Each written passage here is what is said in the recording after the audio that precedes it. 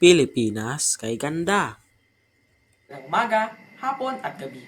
Ako ay si Father Simon Teron, galing sa DOT o Department of Tourism. Kailangan ba ng pahinga? Pagod sa trabaho? Nakita mga katawan? Ako'y merong solusyon. Sa Luzon, ikaw ay makapahinga at makatakas ng mga problema. Ito ang nintay mo. Tara na! Ano ba ang Lowlands of Luzon? Una, ang Lowlands of Luzon ay may apat na pangunahing kapatagan. Ikalawa, ang mga ito ay ang gitnang kapatagan. Ang lambak ng Cagayan sa Luzon at ang lambak ng Agusan at Cotabato sa Mindanao. Halimbawa, ang gitnang kapatagan ay kilala sa masaganang agrikultura at mga taniman. Samantala, ang mga mababang lupain ito ay ang lubos na naiba sa mga katabing matataas na bahagi ng bundok sa gitna at silangang Cordilleras at mga kabundukan ng Zambales. Kultura ng mga Luzones. Una, ang gitnang Luzon ay may iba't ibang kultural na pamana at makulay na tradisyon. Ikalawa, ang mga ito ay resulta ng impluwensya ng mga kolonyalistang Espanyol, Amerikano at Hapon. Halimbawa, ang mga makukulay na pagdiriwan tulad ng Pahiyas Festival ay nagpapakita sa mga lokal na tradisyon at sining.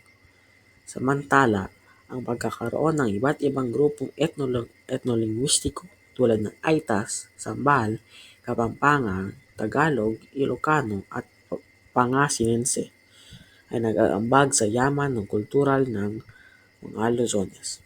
Dagdag pa, ang musika ay isang mahalagang bahagi rin ng kanilang kultura. Ano ba ang mga musika na ginawa ng mga Luzones? Ang iba't ibang musika ay isa, harana, ginagamit bilang tradisyonal na anyo ng panliligaw. Pangalawa, kumintang, kadalasang ginagamit sa pagtatanghal sa panahon ng kapistahan, mga okasyon at pagdiriwang. Pandango, nagmula sa pandango ng Espanya. Ito ay isang mabilis na sayaw sa triple time. Polka, isang masiglang sayaw sa dobleng oras.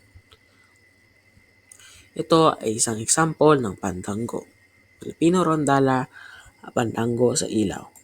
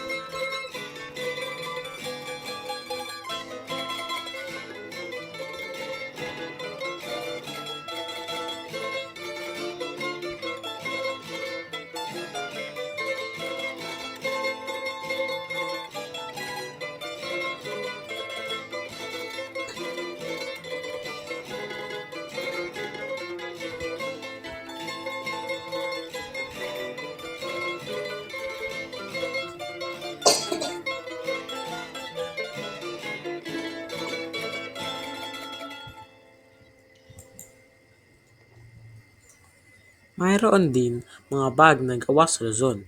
Ito ay ilang larawan ng mga recycled na Bicol-style bags.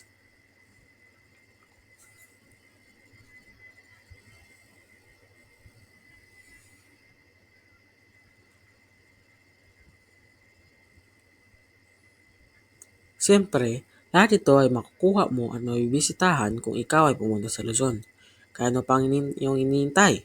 Pumunta na!